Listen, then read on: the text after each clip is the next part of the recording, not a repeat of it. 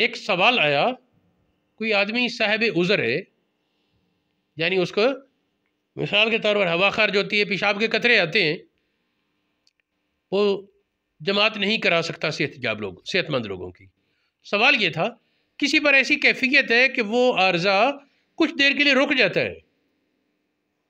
گھنٹہ 2 گھنٹے رک جاتا ہے۔ مثال کے طور پر سوال یہ تھا، پیشاب کرتا ہے آدمی، پیشاب کے بعد اس کو آدھا گھنٹہ تک قطرے آتے ہیں، اس کے بعد رک جاتے ہیں، 2 گھنٹے تک کوئی نہیں آتے قطرے۔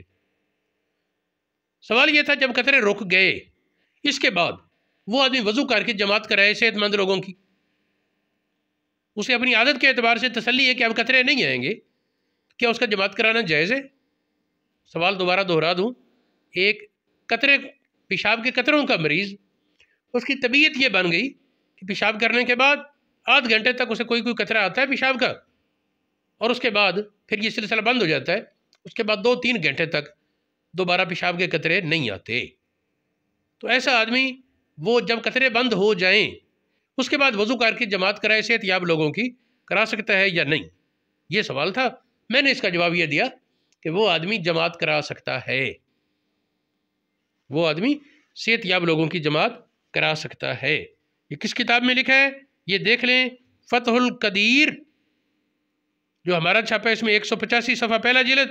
تبیین الحقائق 663 صفحہ پہلا جلد، فتاوی عالمگیری صفحہ 41 پہلا جلد، بحر الرائق صفحہ 227 پہلا جلد، الدر المختار اور رد المختار صفحہ 308 پہلا جلد، فتاوی رضویہ صفحہ 628 جلد 6، تحتاوی علی المراقی صفحہ 299۔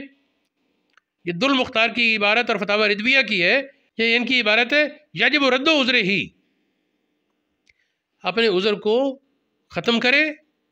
اور تقلیل ہو یا تھوڑا کرے،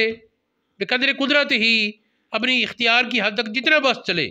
اس کو ختم کرنے یا بند کرنے کی کوشش کرے، کم کرنے کی کوشش کرے۔ وہ ردی اگر ختم کر سکے، ختم کر لے،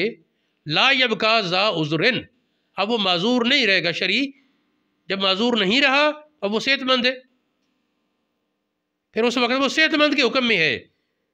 تو وہ جماعت کرا سکتا ہے۔ یہ فتاوی رضویہ میں سرات کی، اور باقیوں نے اتنا مسئلہ بیان کیا کہ وہ معذور نہیں رہے گا جس کا عذر رکاوٹ ہو جائے، اور حکم ہے کہ اس عذر کو بند کرنے کی، ختم کرنے کی، کم کرنے کی کوشش کرو۔